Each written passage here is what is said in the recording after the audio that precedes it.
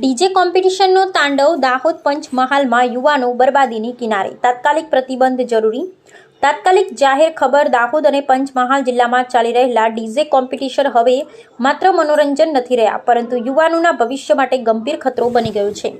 યુવાનો શિક્ષણ અને કારકિર્દી છોડી આ બિનજરૂરી સ્પર્ધામાં સમય અને પૈસા બગાડી રહ્યા છે। સમાજ માટે ચિંતાજનક સ્થિતિ ઊભી કરી છે। લગ્ન અને અન્ય સામાજિક પ્રસંગોમાં ડીજે કોમ્પિટિશનના કારણે હંગામો, ઝઘડા અને લુખ્ખાગીરી વધી રહી છે।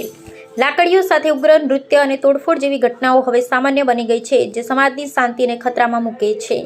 સોશિયલ મીડિયા પર ફેક આઈડી બનાવીને એકબીજાને ટાર્ગેટ કરવાની ઘટનાઓમાં યુવાનો ખોટી સ્પર્ધાની દુશ્મની વધારી રહી છે। આ પરિસ્થિતિ આવનારા સમયમાં ગંભીર સામાજિક વિવાદ સર્જી શકે છે। તંત્ર માટે કડક માંગણીઓ।